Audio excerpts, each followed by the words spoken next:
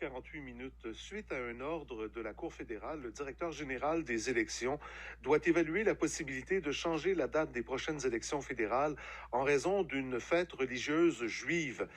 La directive formulée hier fait suite à la demande de la candidate conservatrice dans la circonscription d'Eglinton-Lawrence à Toronto. Cette dernière, de confession juive, s'est adressée au tribunal après qu'Élections Canada ait refusé de changer la date du scrutin prévu le 21 octobre. Cette candidate conservatrice craint de ne pouvoir mener pleinement ses activités de campagne et de voir la participation des Juifs orthodoxes réduite. On en discute avec Frédéric Bérard, docteur en droit et politologue. Monsieur Bérard, bonjour. Bonjour.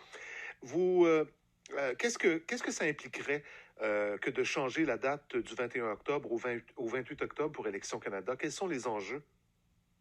Ça, c'est plus à eux de vous le dire qu'à moi, mais de ce que j'ai compris, c'est des enjeux nécessairement logistiques importants. Par exemple, ils ont déjà signé des baux avec des commissions scolaires où ils ont l'idée d'utiliser certaines écoles, comme ça se fait souvent, l'accessibilité est simple et tout ça.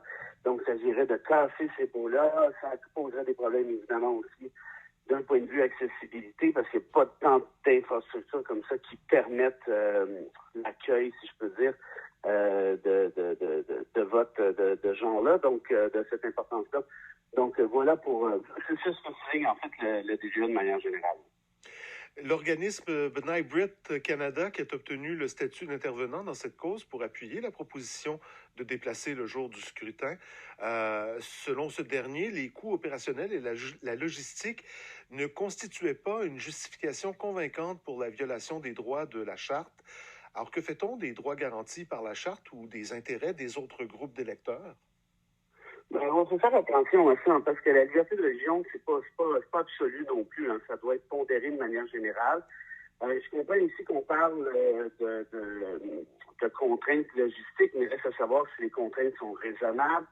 Il ne faut pas oublier non plus là, que ça fait longtemps qu'on sait que ce sera le 21 octobre, parce que ce sont maintenant des élections à date fixe. Alors, comment se fait-il qu'on arrive comme ça au mois de juillet, là, tout le monde se met à paniquer avec ça? Il y a des bons qui ont déjà été signés, tout ça.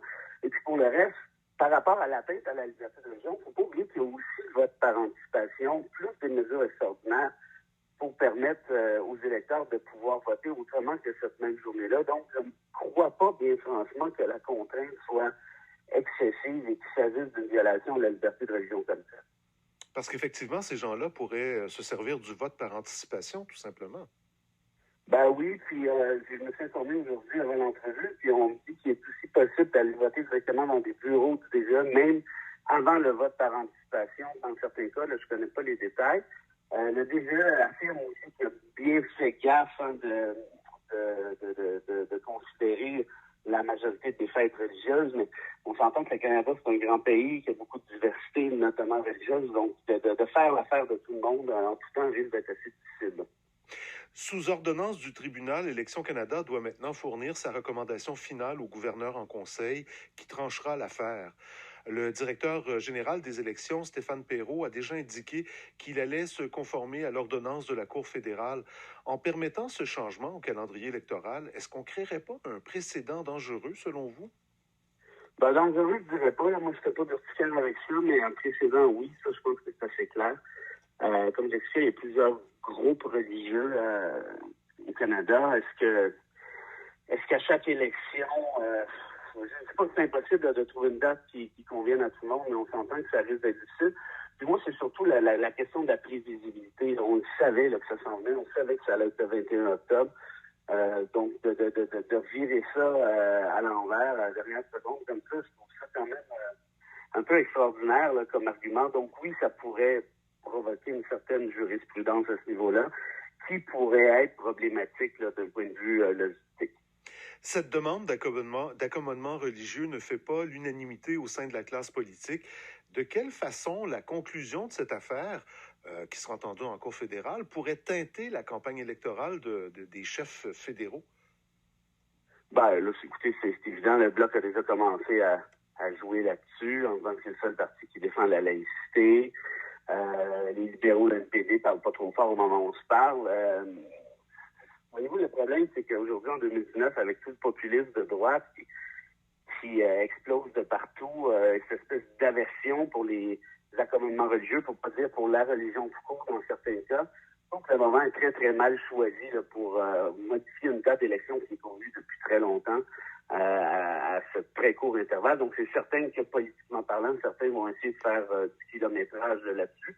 Et je vous dirais qu'actuellement, les libéraux et les néo-démocrates sont dans une position assez inconfortable. On veut évidemment, on ne veut pas déplaire à l'électorat juif, par exemple, mais en même temps, on ne veut pas se mettre à dos non plus ceux qui sont d'ordinaire laïcs ou d'autres communautés. Donc, c'est excessivement délicat. Et il risque d'y avoir du surf, là, si je peux dire, là, sur cette question-là. Ou de la récupération politique, d'une certaine façon. Voilà, si vous aimez, oui. En terminant, si c'est accepté, devrait-on appliquer cet ordre pour toutes les autres fêtes aussi, pour tout groupe qui en ferait la demande dans le futur, selon vous? Ben, c'est un peu ça la question de la jurisprudence. Hein. Si on le fait dans ce cas-ci, pourquoi on ne le fait pas dans d'autres cas? C'est pour ça que je vous dis, moi, la liberté de religion, je la défends je trouve qu'à mon tour, mais reste qu'elle a quand même ses limites, elle a certains paramètres. Et ça serait évidemment au tribunal de déterminer, mais est-ce que c'est, comme je l'expliquais, est-ce que tout ça est excessif en l'espèce, j'en doute. Et est-ce que les tribunaux doivent craindre d'ouvrir l'espèce de boîte de Pandore à ce niveau-là? Peut-être pas craindre comme tel, mais considérer cette possibilité-là, je pense que oui, ce serait ça. Monsieur Bérard, merci beaucoup d'avoir pris le temps de répondre à nos questions. Merci à vous. Notre invité est Frédéric Bérard, docteur en droit et politologue. En musique, voici Raphaël Clem et L'homme de demain.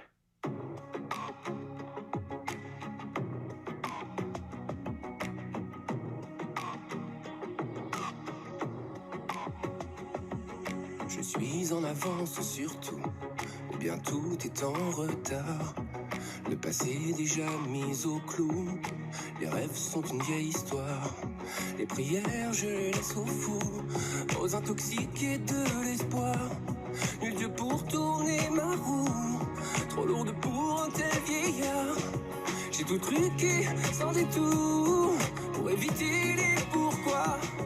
Il y a longtemps que je suis sourd à toutes les sirènes de la foi. Plus d'envie, plus de besoin. Je suis l'homme de demain, je n'aime que moi. Plus personne à qui tenir. Je suis vision d'avenir, je suis le roi. Abolis l'été, ses couleurs, les cadeaux du climat. Jamais de décor enchanteur, je me conserve dans le froid. Vous voyagez, moi, le monde entier, je le connais sans même m'y rendre. Je le programme sur mon clavier, je le soumets, je l'engendre. Mon cœur, à force de se cacher, on a presque oublié qui bat. L'amour qui vous tient attaché, un lien de plus dont je ne veux pas. Plus d'envie, plus de besoin. Je suis l'homme de demain, je n'aime que moi. Plus personne à qui tenir. Je suis vision d'avenir, je suis le roi. J'ai appris à me méfier de moi-même jusqu'à me haïr, car je suis bien le dernier qui puisse encore me trahir. À l'abri, derrière mes grilles, même le jour ne peut m'atteindre. Mais au moins, quand rien ne brille, rien ne peut s'éteindre. Plus d'envie, plus de besoin. Je suis l'homme de